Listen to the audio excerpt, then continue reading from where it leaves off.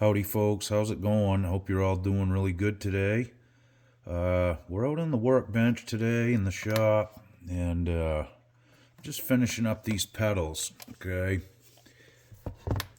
I'm putting some feet on the bottom of them. Now, I just went to a hardware store and bought these things. You get 12 of them in a package, and they stick on, they're self-adhesive. It was $1.15 for a dozen. Pretty cheap. And they do make, round ones that look like the ones that actually go on pedals. They're hard rubber.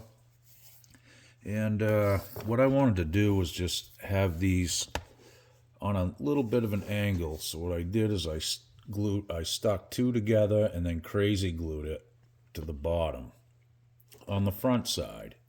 The back side, I just glued them, just one high. I didn't pile them up. So that gives me a little tilt this way. You cannot move, I can move the whole bench and that thing won't move. They work really good. So that's pretty much what I'm doing this morning. And that will finish these up and they'll be good to go. This one's going back in the rotation today. We'll do a good demo of it too later. I've got a few projects to take care of here this morning. I've got some amp repairs to check out and whatnot. So I'm just trying to clean these up and get them off the bench. And I think I'll do the same thing on this one. I'll pile two high and then just put a single one. It seems to be a pretty good little tilt. It's just about right. And the biggest thing, it really wasn't so much for the tilt. I just wanted to get them so they wouldn't slip and slide on the floor and stuff like that. So this one we're going to call done. I thought about spray painting the bottom, which I still may do that and just tape these off or something. It's not really a big deal. You're never going to see it. This one's mine anyway, so it's not like I'm selling it to a customer or anything. Maybe I'd do that if I was selling it. Same with this one. I'm just going to, like I said, probably leave it plain. And this one's not going anywhere either. I really like this pedal too. So, but the next ones I build, I may do that. And I may even do it to these ones, I might spray it.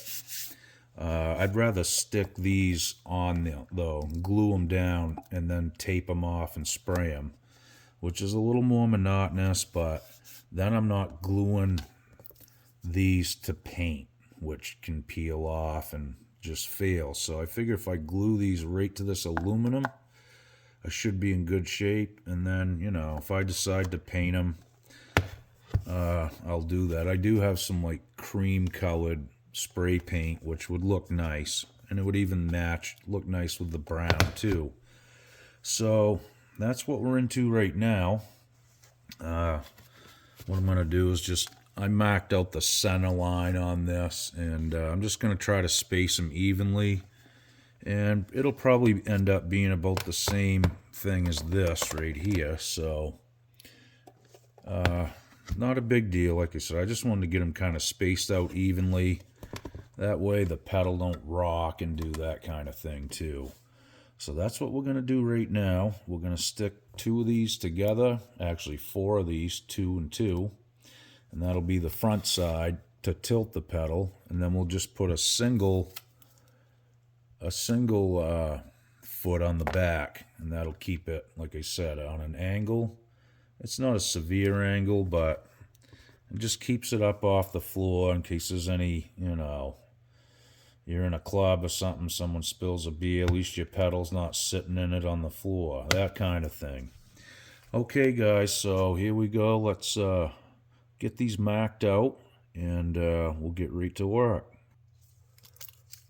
Okay, so like I said, I'm just taking two of these, and I'm going to stick them together. Now, there is an adhesive on one side of it, so I'm just going to line these up as best I can, stick them together, and we should be good to go. Then we'll just mark out our holes. I put a little spot of crazy glue down, and off to the races. So we're probably just gonna go something like this, and I'll get those laid out where I want them, and then I'll mark around them with a pencil so I can just, put the glue inside the pencil marks, and I got a good reference on where to put these. So I'm gonna get them laid out next, and then we'll install them. Okay, I've got them all marked out in just little squares. So we'll just take them one at a time here. Put a little crazy glue on. And I just want to make sure they're kind of lined up. And that doesn't look too bad. Yeah, I can live with that. It's not a lot of work time with this. This is pretty quick drying glue, so I'm just kind of doing this quick, and this doesn't have to be anything exact here. We're just basically just trying to get them so they look presentable, and the biggest thing is I just want the spacing to be somewhat similar, so that way it doesn't rock on the floor, that kind of thing. So yeah, that almost hit instantly there. Yeah, I think we're good to go right there with this one. Just gonna push them down good. We'll let that glue dry for a minute, and we should be good to go. There. So finally, I've completed these pedals. It's taken me long enough, but at the end of the day, I think this is going to work really good. And those are on there really on there good and solid too. These ones are all dry, so you can't pull them off. Makes for a nice little platform for them. Like I said, it's good rubber, and it's kind of almost got a little sticky texture to it. I'm sure after it gets dirty it won't, but for right now it's pretty sticky, and it seems like it's going to be about the right amount of tilt for me. Like I said, I mean, I don't want it tilted right up like this, just a little bit's good. So it's probably up about 5/8 of an inch in the front, maybe 3/4, and maybe 1/4 of an inch in the back. It's just enough, like I said, so it's not just sitting flat on the floor. And the biggest thing, like I said, is just for the traction. I don't want them sliding and moving. So all in all, these worked really well, I must say. And for $1.15, you get a dozen of them. And as I spoke of before, they do make round ones too, if you guys want to go that route. Here's something kind of cool I thought I'd share with you guys too. So I ordered some bass strings, all right, on eBay. I mean, these aren't, the top shelf bass strings, but they are nice. And I ordered 2 sets, and this little note was in there. I was like, whoa. They gave me 4 sets for the price of 2. Pretty cool. It's the first time that's ever happened to me on eBay. So all in all, pretty stoked about that.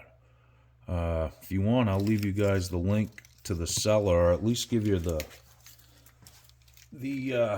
eBay seller's name in the comments. They seem like good people, and they shipped it really quick too. So thought I'd pass that along. All right, guys, these are getting pretty good right there. I'd say we're in business. So again, we got a little bit of tilt, and no more slipping across the floor. I mean, those things are solid. Okay, I'll give you a little shot of this, like a side view, and show you exactly how much angle I've got on this. Okay, guys, so that's what it looks like basically. That's about how much it is off the floor. Works really well. And like I said, it doesn't slip around anymore, so we're good to go on these 2. We're going to call those complete. All right, now let's take a look at another little project I have here. Okay guys, here's a couple projects. This bottom one is a PV Studio Pro, which I've pulled the chassis out.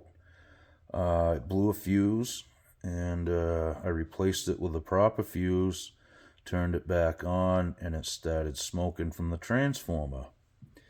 So, long story short, a few days later, my neighbor brought his Blues Junior down and said it had a blown fuse. So I had the right fuse for it. It wouldn't work at all with a blown fuse, obviously, but I put a fuse in it and turned it on, and it ran for about, I don't know, maybe 15 seconds. All the tubes were glowing nice, no red plating, nothing like that.